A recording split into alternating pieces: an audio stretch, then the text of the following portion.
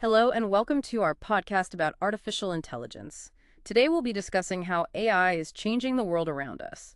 And one of the really captivating developments lately has been these tools, the ones that let you generate images, even videos, just from text. Oh, yeah, they've absolutely exploded in popularity. It seems like everyone's trying them out. Exactly. And that huge surge in popularity, that's actually the jumping off point for our deep dive today.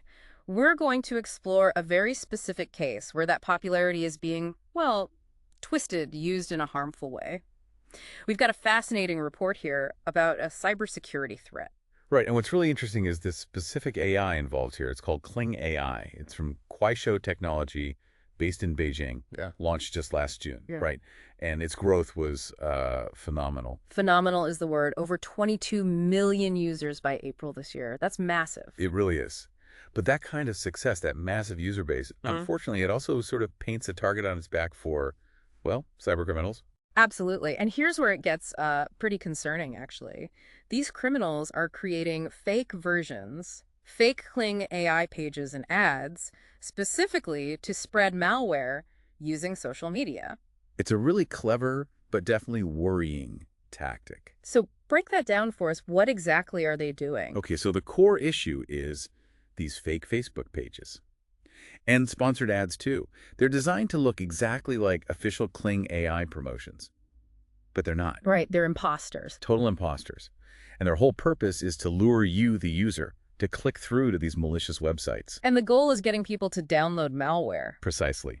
To trick you into downloading malware onto your computer, maybe even your phone. Okay, so what do these fake websites actually look like? What's the hook? Well, they're cleverly done. They really mimic the look and feel of the genuine Kling AI platform. They dangle this promise, create amazing AI images, generate videos right there in your browser. Ah, so they pretend to offer the cool feature everyone wants. Exactly. That's the central deception, making you think you're about to use the real tool. But I'm guessing you can't actually create anything on these fake sites. No, not at all. That part's pure fiction. Instead of giving you the AI tool, the website offers you a file to download. And they make it seem like that's the image or video you just created. That's the idea. It's presented as the output, the thing you wanted. But what it really is, well, it's a malicious program, an executable file for Windows. Okay, how do they hide that? Because an .exe file looks different from a .jpg or .mp4. They use a couple of sneaky tricks. One is double file extensions. Like the file might be named myawesomevideo.mp4.exe. Ah, so if your system hides known extensions, you just see .mp4. Exactly. You think it's a video file. They also use something called Hangle filler characters. These are special Unicode characters they can slip into the file name. Hangle fillers, what do they do? They can visually mess up the file name or confuse how some systems display the file type. Just another layer to mask what it truly is, especially if you're not super tech savvy. Wow, okay. So you click this disguised file, thinking it's your AI creation. Then what? What happens on your computer? Right, so what you've actually downloaded is a compressed file, usually a zip archive. Inside that zip isn't your picture, it's a small program called a loader. A loader. What does that load? Its job is to unpack and install the real nasty stuff.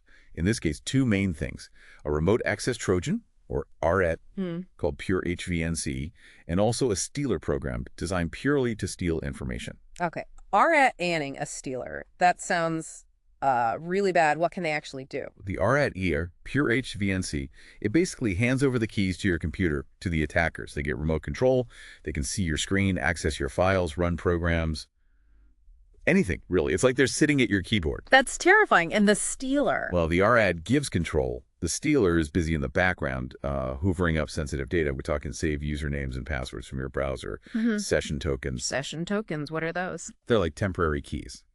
If attackers steal them, they might be able to log into your accounts without needing your password, for a little while at least. Okay, got it. And it also goes after cryptocurrency wallet data if you use Chromium-based browsers like Chrome or Edge. Plus, this specific RAT, pure HVNC, has a particularly nasty plugin.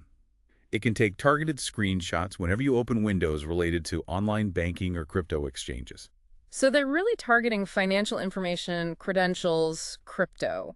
Very focused. Absolutely seems that way. What about defenses? Does antivirus software catch this stuff easily? Well, they've built in ways to try and avoid that. The initial loader program actually checks if it's being run in an analysis environment. like one a researcher would use? Trying to detect if it's being watched. Kind of, yeah. It also makes changes to the Windows registry. That's a core part of the system. It does this to make sure the malware starts up again automatically every time you restart your computer. Persistence, they call it. Okay, so it digs itself in. It does. And then to launch the main payload, the RAT and the stealer, it uses a technique called process injection.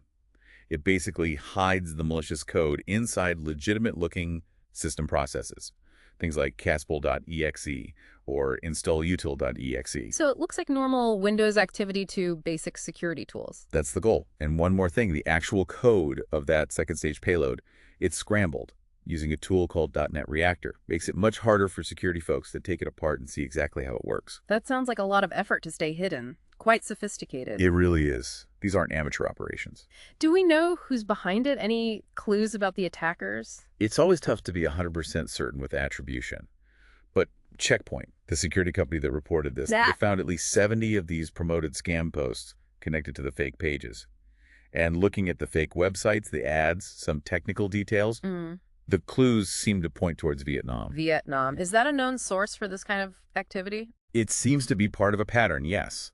The report mentions that using Facebook malicious advertising to push stealer malware is a tactic increasingly associated with threat actors based in Vietnam. They seem pretty quick to jump on popular trends. Generative AI is huge right now, so it's perfect bait. So this isn't an isolated incident using AI as bait? Apparently not.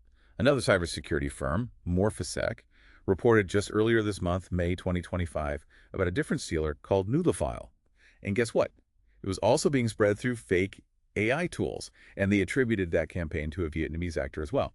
So, yeah, definitely a trend. It really underscores how much these social media platforms are being used as, well, hunting grounds for scams. Oh, absolutely. Right. And it fits into a much bigger picture. You know, the Wall Street Journal wrote about Meta, Facebook, and Instagram's parent company facing what they called an epidemic of scams. An epidemic? Wow. Yeah, everything from romance scams to fake giveaways. And they noted many seem to originate from places like China, Sri Lanka, Vietnam, the Philippines. And it's not just about stealing data directly, is it? I remember hearing about job scams, too. That's another disturbing angle. Rest of World reported on how phony job ads on social media are being used to actually lure people, traffic them, into working in these scam operations overseas.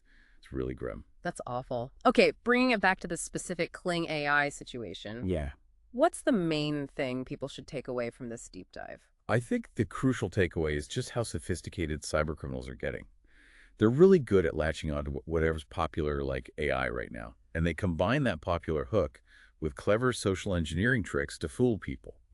The goal is distributing advanced malware to steal your data, maybe take over your accounts or even your whole machine. It's a serious warning about how fast these threats evolve. Definitely. Okay, so let's quickly recap. We've talked about these fake ads for the Kling AI platform showing up on Facebook. These ads trick you into visiting malicious websites that look real but aren't. Right. And instead of AI tools, they push you to download malware specifically, a RT called Pure HVNC, and an info stealer. We covered the sneaky ways they hide this malware, like double extensions and hangle fillers, and how it tries to evade antivirus using things like process injection and obfuscation. And how it digs into your system for persistence. We also touched on the potential link to threat actors in Vietnam, fitting a broader pattern of using social media and trending topics like AI to spread malware. Exactly. It just highlights that you really, really need to be careful online. Be skeptical. Thank you for joining us on this episode about the future of artificial intelligence. We hope you enjoyed the discussion and learned something new. See you next time. And maybe just a final thought for you, the listener. This whole situation really prompts the question, doesn't it? In a world where scams are getting so good at using the latest tech buzzwords to seem legitimate, are you being critical enough? Especially when you see offers or downloads related to trending AI tools. Are you really thinking about the security side of things every time you click on social media or try out a new AI platform? Something to consider.